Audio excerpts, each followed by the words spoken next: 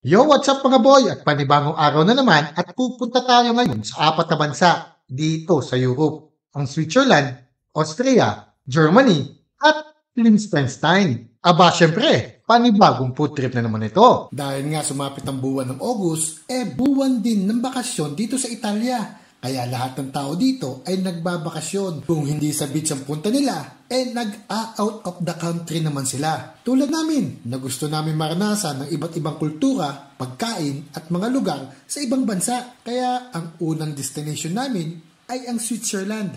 Napansin ko lang dito na may pagka-expensive ang mga bilihin dito. Pero kung magwo-work ka naman dito, ay makakaipon ka pa rin dahil ang range ng salary dito ay nasa 4,000 to 5,000. At kung mag-rent ka naman ng bahay dito, ay aabutin ito ng 2,000 for 1 month Swiss franc. Mataas lang ang euro ng konting sentimo. Okay na din. Nasa sayo naman din yon kung paano ka mag-budget para makaipon. Malinis ang lugar ng Switzerland. May pagkasuplado lang ang mga tao dito. So tara, pasukin natin itong sikat na hamburgeran dito sa Switzerland. Ang Burger Meister. At napansin ko din dito ay ang ganda ng exterior design nila. Mga table, mga chairs, talaga namang napakaganda na kanilang setup. Napakalinis ng lugar nila. Isama mo pa ang kusina nila.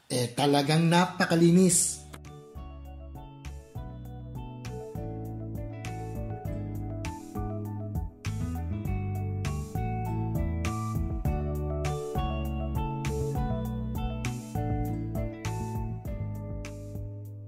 Nakakatakam ang burger na ito. Isama mo pa yung home lemonade nila. Solid! Siyempre, unang subo. Thank you, Lord! So, tikman natin tong burger ng Switzerland na 27. Maliit lang siya para siya sa McDo. Pero, tikman natin yung lasa. Kung masarap. Tikman natin.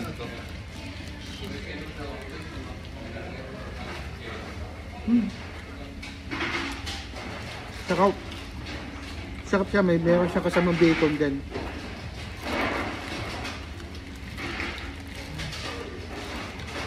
Kaya lang medyo maliit.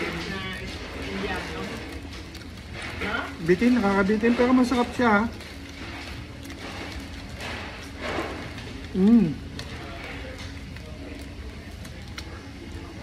Masarap din yung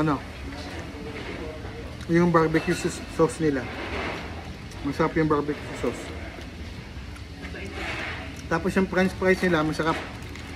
Madami. So, tikman natin tong lemonade nila. Di ba kayo nag-search ko na yung mga iba yung dating ng kanyang lasa, medyo may pagkamaasim na, may pagkamaasim na patabang. Siyempre, kaya nga homemade Aba, talaga mapapasabi ka talaga ng solid.